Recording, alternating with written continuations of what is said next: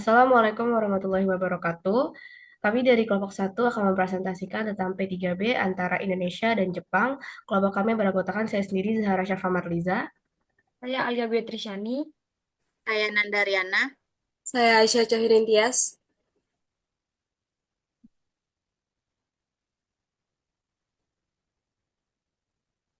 P3B antara Indonesia dan Jepang. Perjanjian penghindaran pajak berganda atau P3B antara Indonesia dan Jepang merupakan kesepakatan bilateral yang bertujuan untuk mencegah pengenaan pajak berganda terhadap penghasilan yang diperoleh oleh penduduk kedua negara. Nah, perjanjian ini menjadi instrumen penting dalam memperkuat hubungan ekonomi, menciptakan kepastian hukum, dan mendorong investasi asing. Dalam konteks yurisdiksi pemajakan, P3B ini mengatur pembagian hak pemajakan antara Indonesia dan Jepang atas berbagai jenis penghasilan berdasarkan asas domisili dan sumber.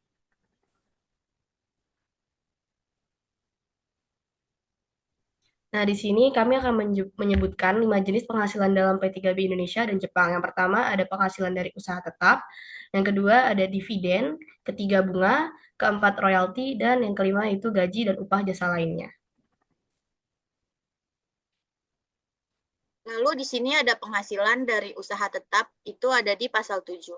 Laba perusahaan hanya dikenakan pajak di negara asal, kecuali jika ada pendirian tetap di negara lain. Jika perusahaan memiliki pendirian tetap di negara lain, maka negara tersebut dapat mengenakan pajak, tetapi hanya atas laba yang berasal dari pendirian tetap. Ini termasuk dalam asas campuran, yaitu asas domisili dan asas sumber. Lalu yang kedua itu ada ketentuan pada ayat 3, jika sebuah perusahaan dari suatu negara memiliki cabang tetap di negara lain, maka laba cabang tersebut akan dihitung seolah-olah cabang itu adalah perusahaan mandiri yang berdiri sendiri. Artinya, cabang tersebut dianggap menjalankan bisnisnya secara terpisah dengan kondisi yang sama seperti perusahaan lain yang melakukan kegiatan serupa. Dan semua transaksi antara cabang dan perusahaan induknya harus dilakukan secara wajar, seperti antara dua perusahaan yang tidak berhubungan. Ini termasuk dalam azas sumber. Lalu yang ketiga ada dalam bentuk menentukan laba suatu pendirian tetap, biaya operasional termasuk gaji pimpinan dan biaya administrasi dapat dikurangkan dari laba pendirian tetap, baik yang dikeluarkan di negara tempat pendirian tetap berada maupun di negara lain.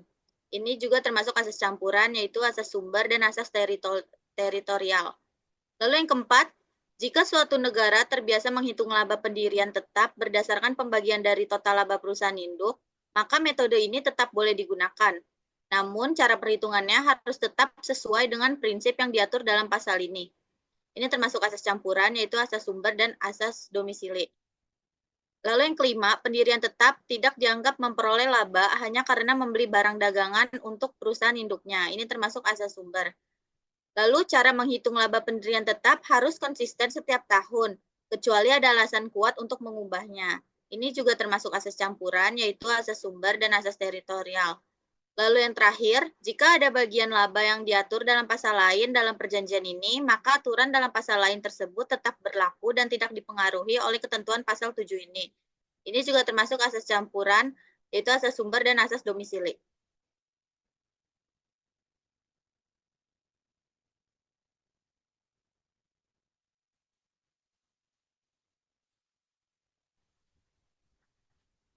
Yang kedua ada dividen yang diatur oleh pasal 10. Pada ayat pertama yang berbunyi dividen yang dibayarkan oleh suatu badan yang berkedudukan di suatu negara kepada penduduk negara lainnya dikenakan pajak di negara penerima dividen. Dividen yang dibayarkan oleh perusahaan Indonesia kepada penduduk Jepang atau sebaliknya dikenakan pajak di negara tempat penerima dividen berdomisili atau di sini berarti asas domisili. Lalu yang ayat kedua yang berbunyi negara tempat badan usaha yang membayarkan dividen berdomisili atau asas sumber juga berhak mengenakan pajak tetapi dengan batasan 10% jika penerima dividen adalah badan usaha yang memiliki minimal 25% saham selama 12 bulan berturut-turut. Lalu 15% dalam hal lainnya atau individu atau badan yang memiliki saham di bawah 25%. Pajak yang dikenakan oleh negara sumber tidak mempengaruhi pajak atas laba badan usaha yang membayarkan dividen. Negara sumber atau tempat perusahaan berdomisili berhak mengenakan pajak pemotongan withholding tax atas dividen sesuai dengan tarif yang telah ditentukan. Pajak atas dividen ini tidak mengurangi atau mempengaruhi pajak atas laba yang telah dikenakan sebelumnya. Next.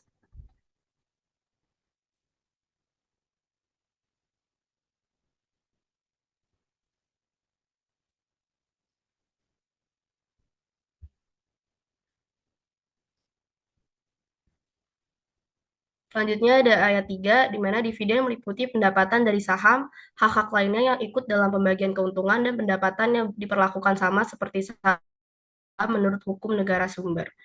Lalu ayat 4, ketentuan ayat 1 dan 2 tidak berlaku apabila penerima dividen memiliki usaha melalui bentuk usaha tetap atau BUT atau pekerjaan bebas di negara sumber di mana saham tersebut memiliki hubungan langsung dengan BUT tersebut. Dalam hal ini, dividen dikenakan pajak sesuai ketentuan pasal 7 atau laba usaha atau pasal 14 mengenai pekerjaan bebas. Jika penerima dividen memiliki bentuk usaha tetap atau BUT di negara sumber, dividen dianggap sebagai penghasilan usaha dan dikenakan pajak berdasarkan asas sumber. Jadi pada ayat 4 ini jika saham yang menghasilkan dividen tersebut memiliki hubungan langsung dengan BUT atau tempat usaha tersebut, maka pajak atas dividen tidak dihitung sebagai dividen biasa.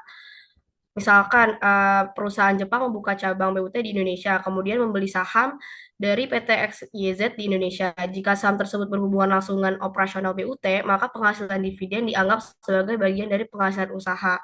Karena penghasilan dividen diperoleh dari kegiatan usaha yang dilakukan di negara sumber atau Indonesia, maka hak pemajakan diberikan kepada negara sumber, bukan negara domisili.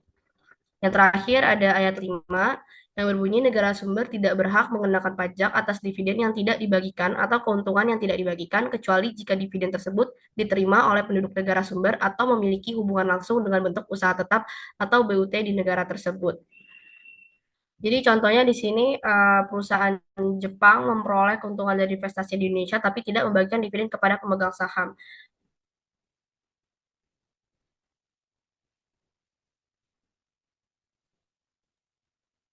Selanjutnya ada bunga, itu pada pasal 11. Jadi bunga yang dibayarkan ke penduduk negara lain dapat dikenakan pajak di negara penerima di negara asal bunga. Jika penerima bunga adalah pemilik yang menikmatinya, pajak di negara asal bunga maksimal 10% dari jumlah kotor bunga, itu termasuk ke dalam asas sumber. Bunga yang diterima oleh entitas tertentu dari negara lain akan dibebaskan dari pajak di negara asal bunga termasuk ke dalam asas domisili. Entitas yang mendapatkan pengecualian pajak ini meliputi yang pertama ada pemerintah negara lainnya, termasuk pemerintah daerah dan lokal. Yang kedua ada bank sentral. Yang ketiga ada lembaga keuangan milik pemerintah. Dan terakhir ada penduduk negara lain yang menerima bunga dari surat utang yang dijamin atau dibiayai secara tidak langsung oleh pemerintah negara tersebut. Next.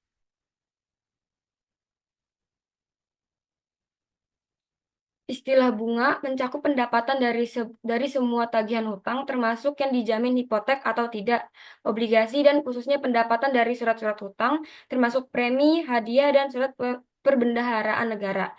Ketentuan untuk penerimaan bunga yang memiliki usaha di negara asal bunga tidak berlaku jika penerima bunga yang pertama ada memiliki pendirian tetap di negara asal bunga, yang kedua melakukan pekerjaan bebas di negara asal bunga dengan tempat tertentu, yang ketiga ada hutang yang menjadi dasar pembayaran bunga memiliki hubungan langsung dengan pendirian tetap atau tempat tertentu tersebut. Dalam kondisi ini yang berlaku adalah pasal 7 atau pasal 14 dari P3B. Bunga dianggap berasal dari suatu negara jika yang membayarnya adalah negara tersebut, pemerintah daerahnya, atau penduduk negara itu, atau termasuk ke dalam asas sumber. Namun, jika yang membayar bunga memiliki kantor atau tempat usaha tetap di negara lain dan utang yang menyebabkan bunga tersebut berkaitan langsung dengan tempat usaha itu, maka bunga akan dianggap berasal dari negara tempat usaha atau kantor tersebut berada. Next. Yang keempat ada royalti yang ada di pasal 12. Royalti yang timbul di negara pihak dan dibayarkan kepada penduduk negara pihak lainnya dapat dikenakan pajak di negara pihak lainnya tersebut. Itu termasuk asas domisili. Namun royalti tersebut juga dapat dikenakan pajak di negara pihak tempat royalti tersebut timbul. Dan menurut hukum negara pihak tersebut, tetapi jika penerima royalti adalah pemilik manfaat royalti, pajak yang dikenakan tidak boleh melebihi 10% dari jumlah bruto royalti. Ini termasuk asas sumber.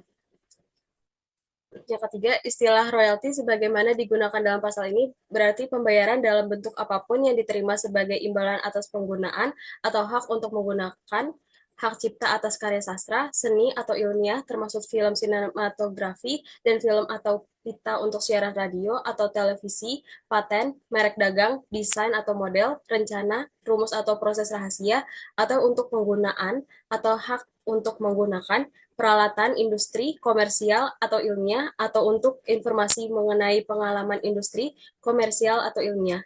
Ketentuan ayat 1 dan 2 tidak berlaku jika pemilik manfaat royalti yang merupakan penduduk negara pihak menjalankan usaha di negara pihak lainnya tempat royalti tersebut muncul, melalui tempat usaha tetap yang berada di sana, atau menjalankan jasa pribadi yang independen di negara pihak lainnya tersebut, dari tempat usaha tetap yang berada di sana. Dan hak atau properti yang menjadi dasar pembayaran royalti tersebut secara efektif terhubung dengan tempat usaha tetap atau tempat usaha tetap tersebut. Dalam hal tersebut, ketentuan pasal 7 atau pasal 14 sebagaimana hal akan berlaku.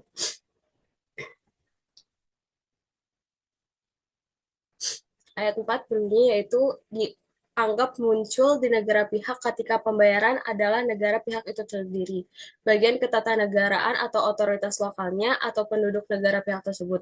Akan tetapi apabila orang yang membayar royalti, baik yang penduduk negara pihak atau bukan, memiliki tempat usaha tetap atau basis tetap di negara pihak yang terkait dengan kewajiban membayar royalti tersebut, dan royalti tersebut ditanggung oleh tempat usaha tetap atau basis tetap tersebut, maka royalti tersebut akan dianggap timbul di negara pihak tempat usaha tetap atau basis tetap tersebut berada. Ini termasuk asas sumber. Ayat 5, apabila karena adanya hubungan istimewa antara pembayaran dan pemilik manfaat atau antara keduanya dengan orang lain, jumlah royalti dengan memperhatikan penggunaan, hak atau informasi yang menjadi dasar pembayarannya melebihi jumlah yang seharusnya disetujui oleh pembayaran dan pemilik manfaat jika tidak ada hubungan tersebut. Ketentuan pasal ini hanya akan berlaku untuk jumlah yang disebutkan terakhir. Dalam hal demikian, kelebihan pembayaran tersebut akan tetap dikenakan pajak menurut undang-undang masing-masing negara pihak dengan memperhatikan ketentuan lain dalam perjanjian ini.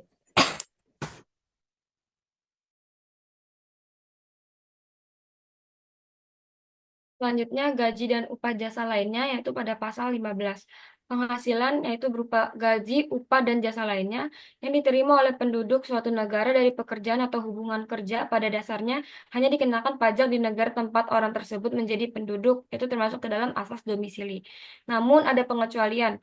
Jika pekerjaan dilakukan di negara lain, maka penghasilan tersebut akan dikenakan pajak di negara tempat pekerjaan dilakukan, itu termasuk dalam asas sumber. Ketentuan ini berlaku dengan memperhatikan pengaturan khusus dalam pasal 16, 18, 19, 20, dan 21. Lalu balas jasa yang diperoleh seorang penduduk di suatu negara dari pekerjaan yang dilakukan di negara lain hanya akan dikenakan pajak di negara yang disebut pertama. Ini termasuk dalam masa sumber. Itu jika yang pertama, si penerima berada di negara lain itu selama suatu masa atau masa-masa yang jumlahnya tidak lebih 183 hari dalam suatu tahun takwim, dan balas jasa dibayar oleh atau nama majikan yang bukan merupakan penduduk negara lainnya. Dan balas jasa tidak menjadi beban suatu ayat 1 dan 2. Balas jasa yang berkenaan dengan pekerjaan dalam hubungan perburuhan yang dilakukan di atas kapal atau pesawat udara yang dioperasikan dalam jalur lalu lintas internasional oleh perusahaan dari suatu negara dikenakan pajak di negara itu. Sekian dari kelompok kami, kurang lebihnya mohon maaf. Wassalamualaikum warahmatullahi wabarakatuh.